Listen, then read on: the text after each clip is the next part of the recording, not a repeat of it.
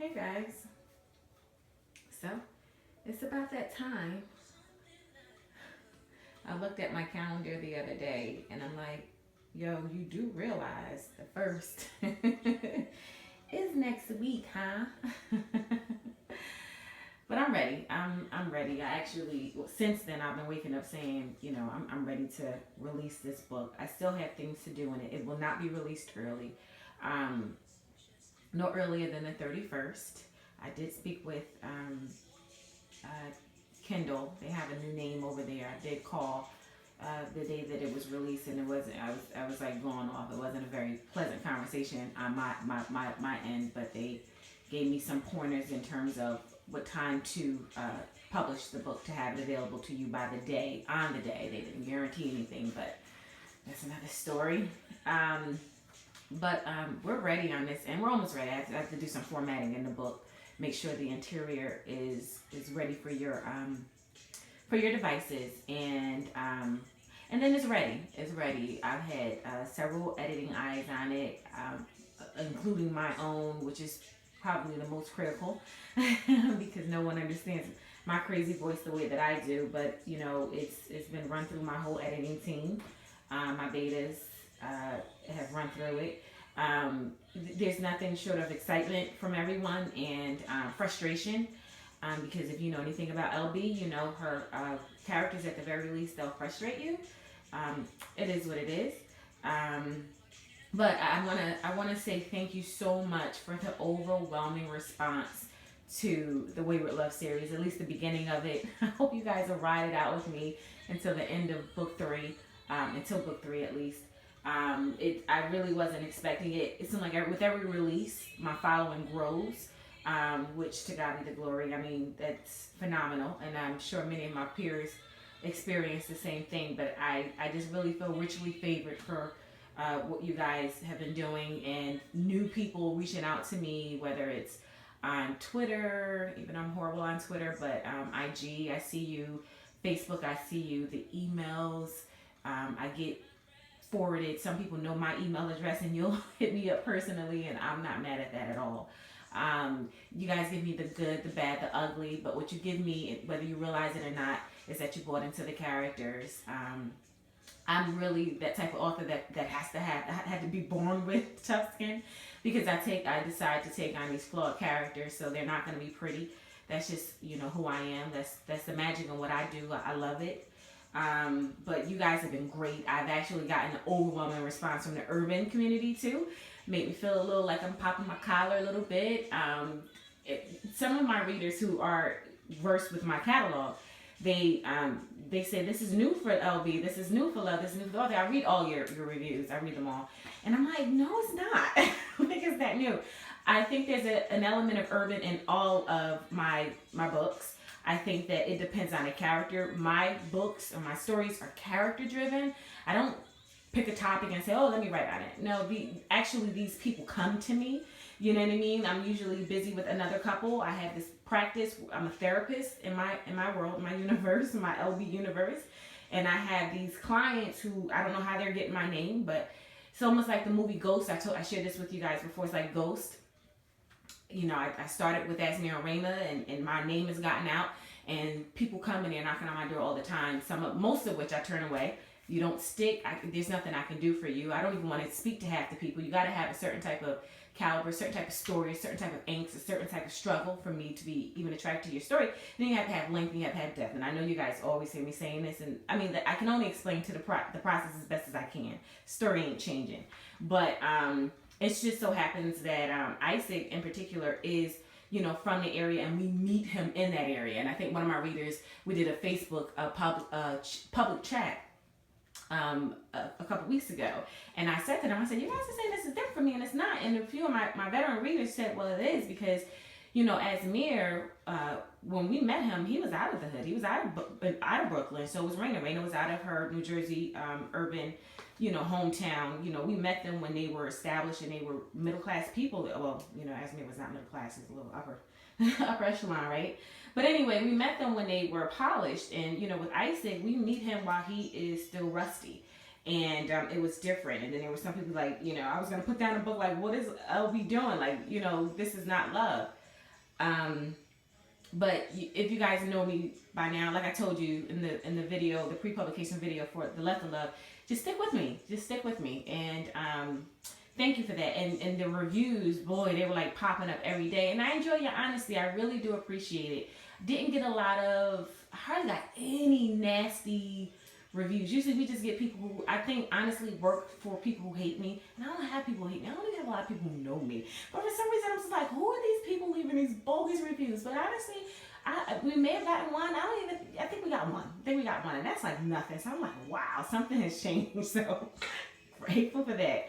Yeah, so also with your anticipation about that, you know, you guys are making me panic, and you're also probably giving some of my team members, and particularly the boss, you know, some ideas or some flights of fancy of me doing this close, you know, succession of releases. It's not going to happen always. You know, I'm barely surviving this one in terms of, you know, releasing a book, a series, you know, within weeks of each other. I'm not going to always be able to do that. I'm not, but you know, we wanted to try it. I will do it again. I think it's great. I think it's great for you, especially those of you who've been riding with me. You guys know how there can be a few months in between releases. There will never be a few years unless I have some serious personal issues in my life, like health or something like that. I only take on one couple at a time. So I pray that that never changes. So I feel like you deserve it because you have waited longer in between projects. But for those of my veterans, I'm going to still talk to you when I say, y'all know, y'all better stop acting like that. Y'all know that I don't usually do this, and you're making me feel like I'm waiting a month, like have an early release. No, I can't have an early release. Why? Because I'm still writing book 3. I took a lot of time to edit book 2. I took a lot of time to edit book 1 too before I released it. And this is kicking my tail. It's kicking my tail, but it's worth it. It's worth it when I get the review. So moving along. So there were a few critiques, only for a number of, in my reviews, you know, they talked about grammatical issues, and I am very sensitive to grammatical issues. I am hugely sensitive to grammatical issues. I have an editing team. I have 3 people, and then I have me. So it's 4 of us that's really on editing. That is my biggest pet peeve. I even have my beta readers who this time, one in particular, came back and was like, love, I hate to nitpick, but this is blah, blah, blah, blah. I said, that ain't nitpicking. Thank you very much. So, if you're talking about grammatical stuff, I don't think there's a lot you're going to find in there. I hope you're not confusing it with the fact that the hero, the lead character, has an urban vernacular. And that is something that I know you can't, I mean, you have to recognize, okay? And it's an issue for me because while I do take on urban characters, I take on intelligent people. So even if Isaac doesn't speak as fluently as Kennedy does, Isaac understands. Isaac is a very intelligent person. In fact, oh God, here I go saying her name. Jamaica, she's so frustrated with Isaac, and someone said, well, he doesn't know any better. He's from the hood, blah, blah. Jamaica said, oh no, he knows better. He's very smart. And that's because my readers, if they know me, they pay attention, they know, like, you may come from the hood, but your mind ain't there. You know what I'm saying? So I really do appreciate that. So if you're talking about grammatical issues, feel free to email anything you want to info@lovevelvin.com. I am totally open to anything you find. Just make sure it's not purposeful. Like it was left there on purpose because of the characters that I'm dealing with, his children, his colleagues, his group members, or someone from Patterson. It could have been purposely left that way. So I just wanted to be clear on that. Isaac's poor parenting, that is a huge issue. We tackled in the Facebook chat. By the way, if you're following me on Facebook, you should see that for every release, I'm blessed to have a couple of ladies that will plan a group chat and host it, and they do it very nice, very professionally, very organized. So make sure you're following me. All of my information is at the end of all of my books. And you can also find out where I am by going to my website, lovevelvin.com. So anyway, there's a huge issue about his parenting, his lack of parenting, or his, not lack, well, it is lacking. It is lacking, and it's noted even by me, the author. And it's definitely a problem for Isaac. And that's one of the things that attracted me to him, is because he's not very strong in parenting. But understand where Isaac comes from. Like I explained to the group, understand that Isaac comes from a broken home himself. He saw his father only a handful of times out of the year. And while he had no issues with his father, he respected him, he loved him. Every time his father came to see him, he wouldn't come empty-handed, and he would speak life into Isaac, but that's all he knew. And Isaac considers himself a survivor. And he believes that if he survived that community, his children will survive that community.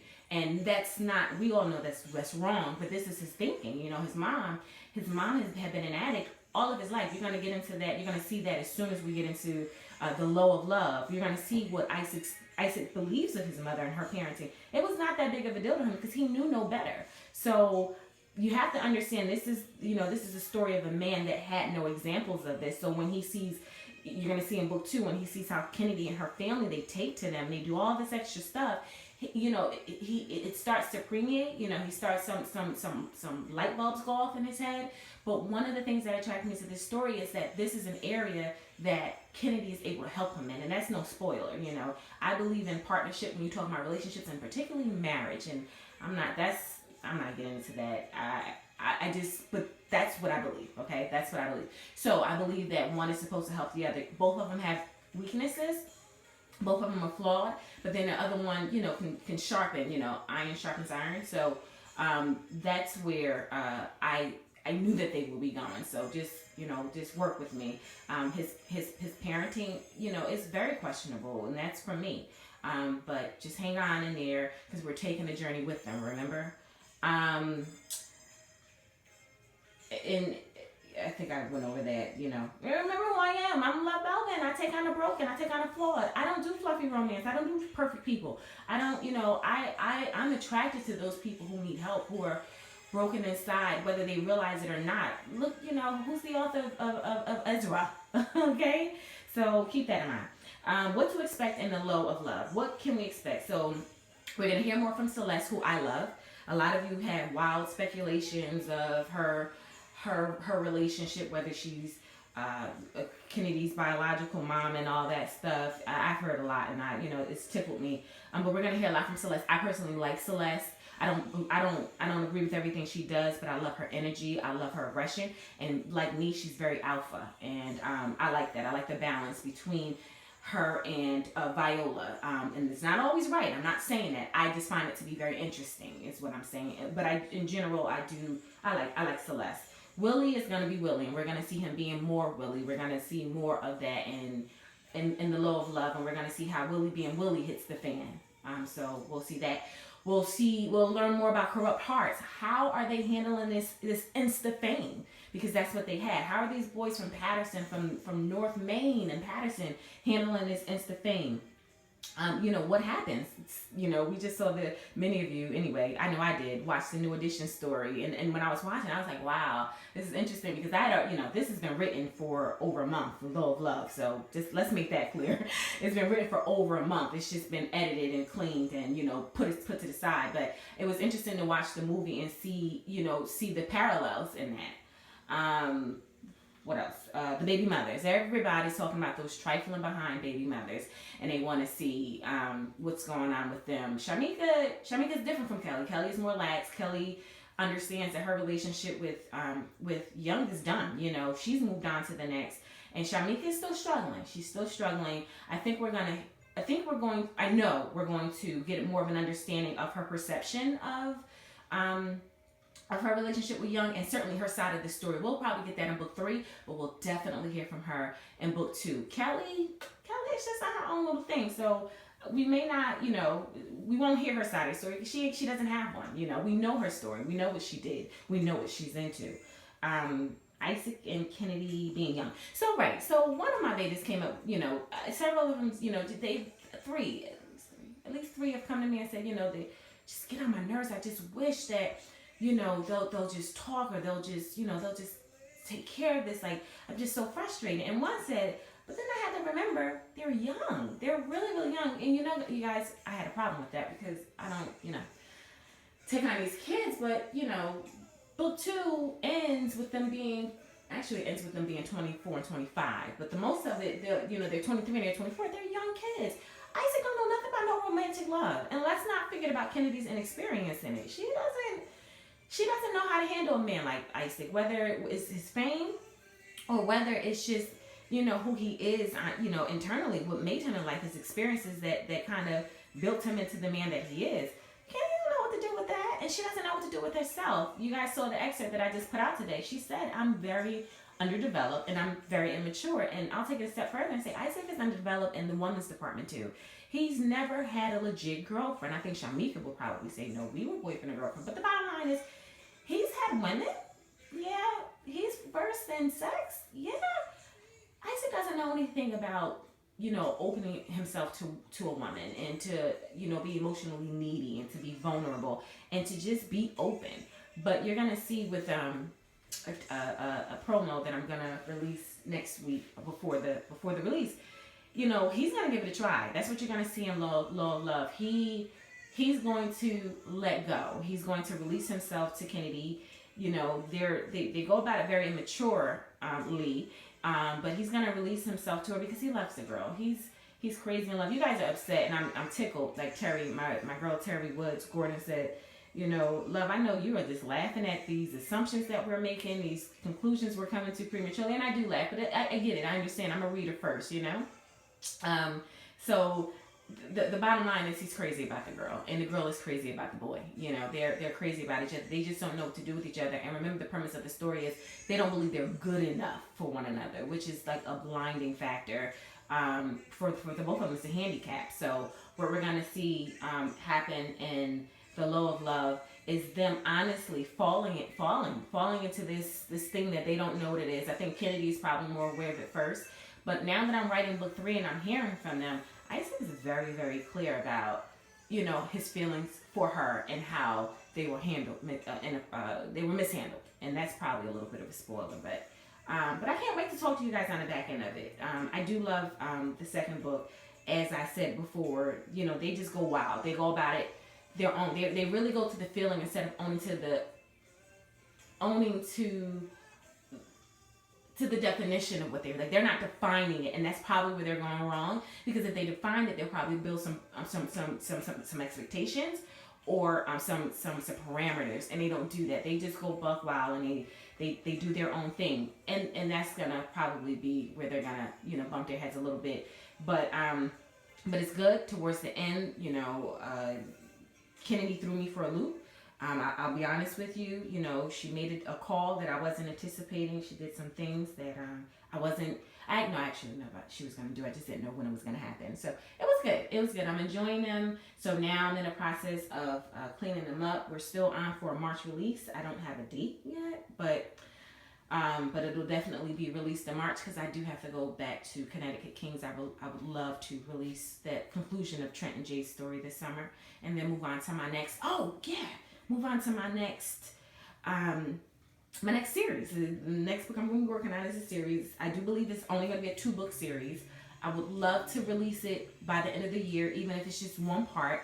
I don't know if I'll be releasing it as close together as this because I don't know what my time is going to look like because I got to go back to live. I'm supposed to be actually right now re-editing those 4 books of Love's Improbable Possibility, but I don't have the time because I'm still working on the conclusion to this series. I always start stuttering when I get towards the ending of a recording because I want to fit so much in. But Raji, you guys, I want to know wherever you are, however you can reach me. I want you to tell me if you know where Raji comes from, whether it's on social media, whether it's email, whether it's on Twitter, whether it's on IG.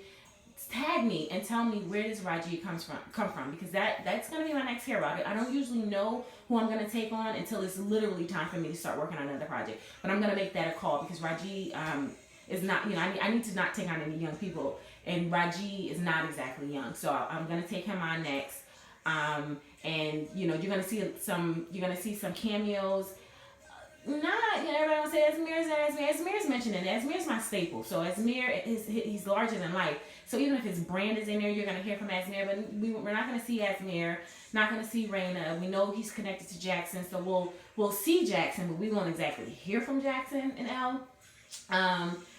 There's some other cameos in there that I hope that you guys enjoy. I sprinkle them in here because it's natural. But I also do it because I see that you guys tend to like stuff like that. But there'll be a few cameos, nothing big, nothing like it was in Love in the Red Zone, nothing that huge, like everybody won't get together. So, you're gonna see a lot of cameos from books from other authors, from another author. Let's not be, another author. So anyway, thank you for your time. Can't wait to talk to you later, and I'm going to end this.